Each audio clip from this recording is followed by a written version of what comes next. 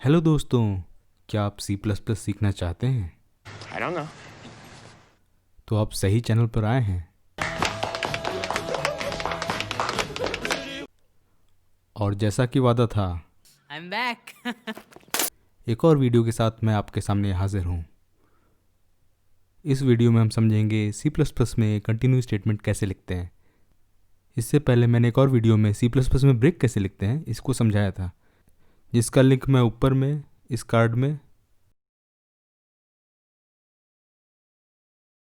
और डिस्क्रिप्शन में दे रहा हूँ। इस वीडियो को देखने से पहले आप चाहें तो उस वीडियो को देख सकते हैं, तो आपको और बेहतर समझ में आएगा ब्रेक का इस्तेमाल कैसे करते हैं और आपको कंटिन्यू भी समझने में आसानी होगी। चलिए शुरू करते हैं अपना सफ़र कंटिन्यू सीखने के लिए।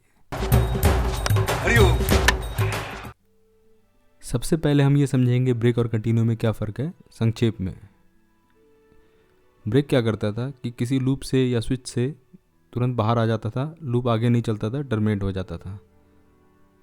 कंटिन्यू क्या करता है, लूप को आगे चलने देता है, बार बार चलने देगा जब तक कि उसकी एंडिंग कंडीशन नहीं आ जाती, जब तक कि उसकी टर्मिनेटिंग कंडीशन नहीं आ जाती। लेकिन वो बीच के सारे लाइंस को स्किप कर देता है जो भी कंटिन्यू स्टेटमेंट के बाद लिखे गए थे।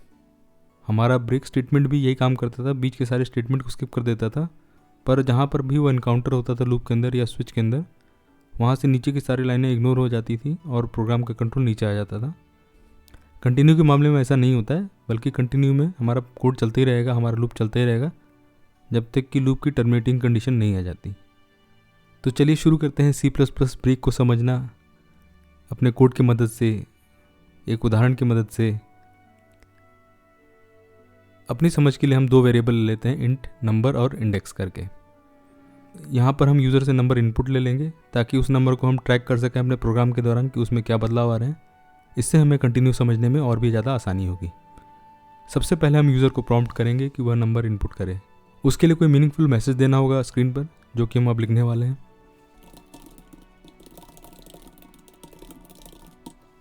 अब मैंने इंडेक्स वेरिएबल ले लिया है। इस इंडेक्स वेरिएबल का इस्तेमाल हम फॉर लूप में करेंगे और इसी फॉर लूप में हम कंटिन्यू का भी इस्तेमाल करेंगे, जिससे हमारा केस हमें और ज़्यादा अच्छी तरह स्पष्ट हो जाए। सबसे पहले हम सारा कोड लिख लेते हैं, फिर उसे हम समझ लेंगे। आप बोर ना हो इसलिए मैं इसको थोड़ा फास्ट फॉरवर्ड में लिख देता हूँ।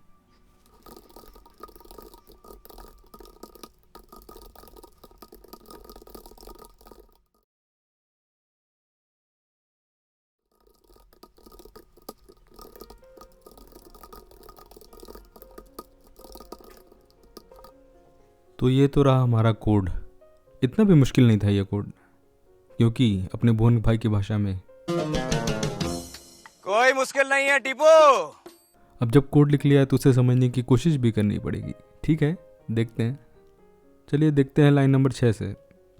यहाँ पर हमने दो वेरिएबल डिक्लेयर किए, नंबर और इंडेक्स, और हमने नंबर को यूज़र से एंटर करा लिया जैसे कि हमने बात की थी।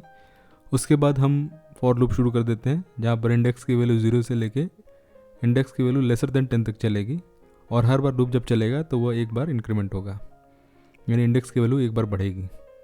फॉर लूप के अंदर लाइन नंबर 11 पर if index is laser than 5 अगर है तो वह प्रिंट करेगा कंटिन्यूइंग फॉर इंडेक्स, और इंडेक्स की वैल्यू जो भी मौजूदा वैल्यू उस समय होगी वो प्रिंट हो जाएगी और कंटिन्यू चल जाएगा।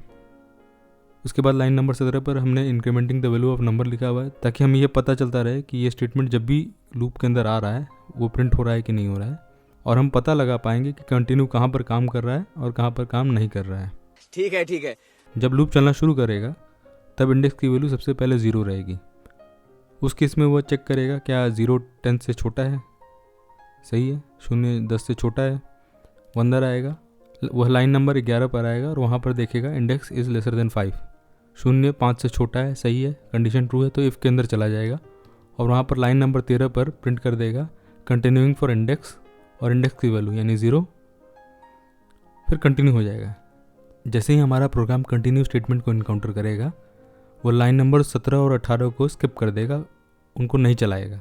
लाइन नंबर 14 के बाद अब प्रोग्राम का नियंत्रण सीधे लाइन नंबर 9 पर वापस चला जाएगा, जहाँ पर इंडेक्स की वैल्यू बढ़ जाएगी, इंडेक्स प्लस प्लस हो जाएगा, इंडेक्स की वैल्यू अब 1 हो गई। ठीक है।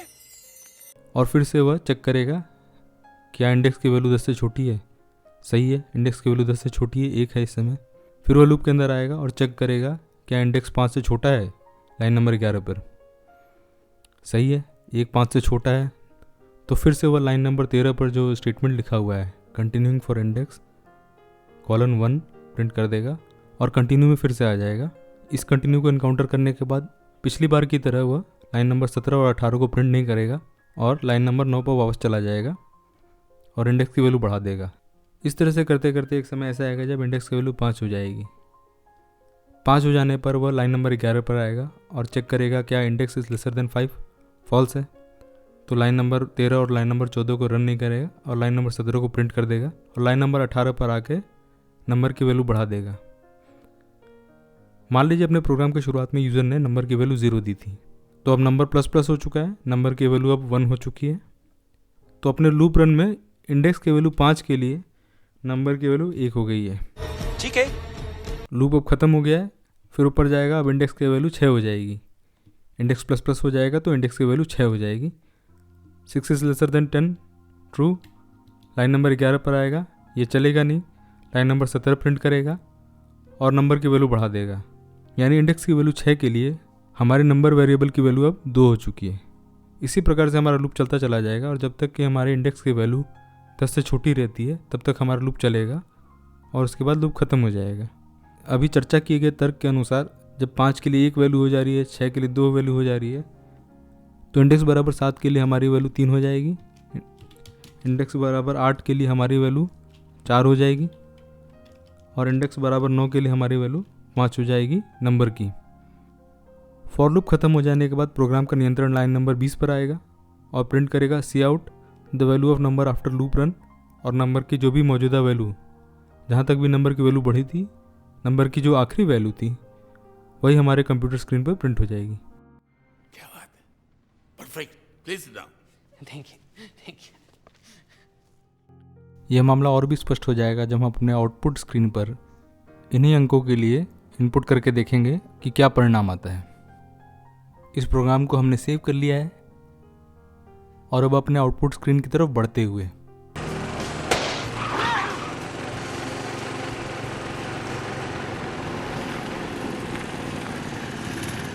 तो ये रहा हमारा आउटपुट स्क्रीन कंपाइल और रन कराने के बाद। और जैसा कि हमने अपने प्रोग्राम में लिखा था एंटर अ नंबर, तो हम नंबर की वैल्यू देते हैं जिसकी हमने अभी चर्चा की थी, यानी 0, 0 और एंटर। तो जिस वैल्यू के लिए हमने अभी चर्चा की थी, क्या वह नंबर आएगा? एंटर करके देखते हैं। जी हाँ, बिल्कुल सही। जैसा कि उम्मीद थी, हमारा इंडेक्स वाला लूप 10 बार चला, जिसमें से 5 बार तो उसने कंटिन्यू को चलाया और 5 बार कंटिन्यू को नहीं चलाया। उसी का परिणाम अब आप अपने आउटपुट स्क्रीन पर देख रहे हैं। तो जब इंडेक्स की वैल्यू 5 से छोटी थी, याद कीजिए अपने प्रोग्राम स्क्रीन पर लाइन नंबर 11 पर इंडेक्स की वैल्यू 5 से छोटी थी, यानी 0, 1, 2, 3, 4। उसके लिए हमारे आउटपुट स्क्रीन पर कंटिन्यूइंग फॉर इंडेक्स 0, 1, 2, 3, 4 4 लाइनों में प्रिंट होके आ गया, जैसा कि अभी आप अपने आउटपुट स्क्रीन पर देख रहे हैं। उसके बाद जब इंडेक्स की वैल्यू 4 से बड़ी हो गई, तो प्रोग्राम ने इफ वाले कंडीशन में जाना बंद कर दिया और नीचे की जो लाइनें थीं, यानी लाइन नंबर 17 और लाइन नंबर 18, उनको चलाना शुरू किया। उसी का फल आप देख रहे हैं अपने आउटपुट स्क्रीन पर कि incriminating the value of number, और नीचे नंबर ++ हो रहा था, जो कि यहाँ दिख नहीं रहा है, पर नंबर की वैल्यू हर बार बढ़ते आ रही थी। और जैसा कि हमने अपने प्रोग्राम में चर्चा की थी, नंबर की वैल्यू 1 थी जब इंडेक्स की वैल्यू 5 हुई, नंबर की वैल्यू 2 हो गई जब इंडेक्स की वैल्यू 6 हो गई।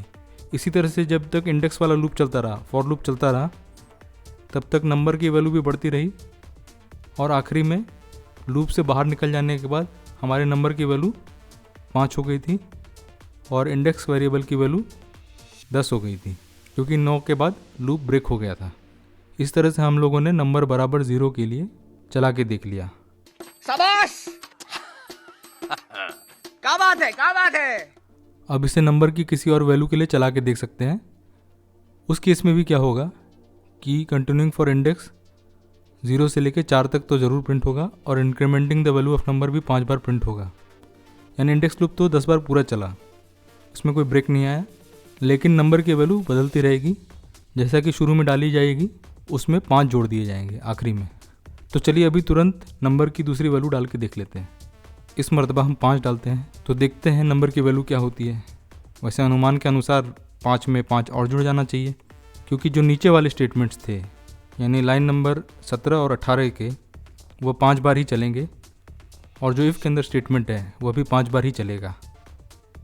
यानी इंडेक्स की वैल्यू 0 से लेकर 4 तक के लिए हमारे नंबर में कोई बदलाव नहीं आएगा, और इंडेक्स की वैल्यू 5 से लेकर 9 तक के लिए हमारे नंबर में इंक्रीमेंट होता जाएगा, नंबर की वैल्यू 1 से बढ़ती जाएगी। तो लूप पूरा चल जाने पर लाइन नंबर 20 पर the value of number after loop run colon 10 print हो जाना चाहिए। यही हमारा अपेक्षित आउटपुट होना चाहिए। अब हमने 5 वैल्यू तो लिख दी है, अब एंटर दबाएंगे और देखेंगे क्या हुआ, 10 आता है आखिरी में। जी हाँ बिल्कुल, the value of number after loop run 10 हो गया।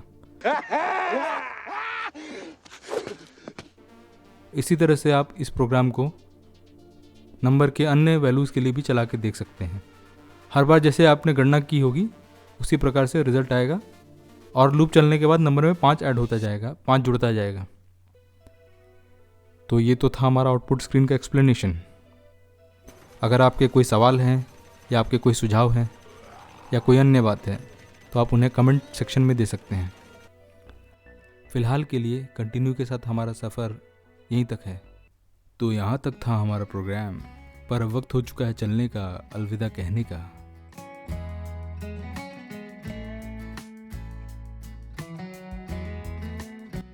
वीडियो को लाइक करें, शेयर करें, चैनल को सब्सक्राइब करना ना भूलिए। No, Come I'm on, not. No, please. I'm not. Oh, That's Aaron. okay. Stop. Video देखने के लिए शुक्रिया। फिर मिलेंगे अगले वीडियो में।